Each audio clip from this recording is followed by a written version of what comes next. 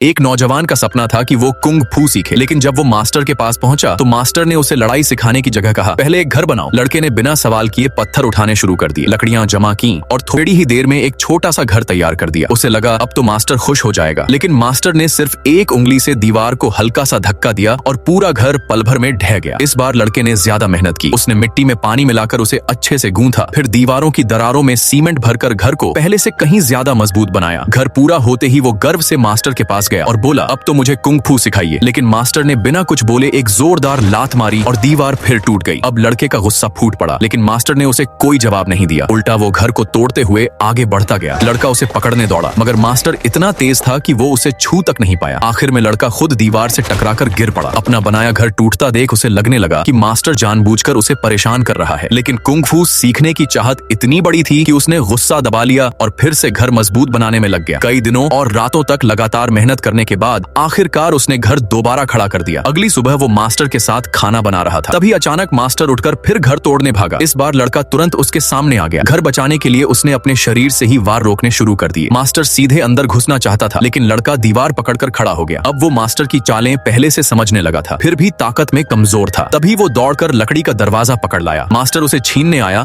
तो लड़के ने पूरा दरवाजा ही उसकी तरफ फेंक दिया और सिर मारकर हमला कर दिया। लेकिन मास्टर फिर भी शाओलिन टेम्पल लिखा हुआ बोर्ड उठाकर ले गया। दरवाजा ठीक करते ही लड़का भागकर उस बोर्ड को वापस लेने पहुंचा। उसने ऐसा नाटक किया जैसे मास्टर का हाथ काटने वाला हो। मास्टर एक पल को घबरा गया और बोर्ड छोड़ दिया। इसी के साथ लड़के ने आखिरकार वो परीक्षा पास कर ली और मास्टर का शिष्य बनने लायक साबित हुआ। लड़का खुश होकर फिर बोला, अब तो मुझे कुंग फू सिखा दीजिए। लेकिन मास्टर ने इस बार उसे सब्जियों के खेत में पानी डालने भेज दिया। उसने कहा, जब ये फसल तैयार हो जाएगी तब मैं तुम्हें मार्शल आर्ट सिखाऊंगा। बेचारे लड़के के पास कोई और रास्ता नहीं था। हर दिन उसे खड़ी चट्टान से नीचे उतरकर पानी भरना पड़ता था। शुरुआत में ये काम उसे पूरी तरह थका देता था, शरीर टूट जाता था, लेकिन धीरे धीरे उसे समझ आने लगा कि मास्टर आखिर करना क्या चाहता है। घर बनाते बनाते, उसे बचाते बचाते और रोज पानी ढोते ढोते उसका शरीर खुद मजबूत हो चुका था। बिना महसूस किए वो पहले ही कुंग फू की असली ट्रेनिंग ले चुका था। अब बताओ, आपको भी कुंग फू वाली फिल्में पसंद हैं और आपका फेवरेट मार्शल आर्ट्स एक्टर कौन है?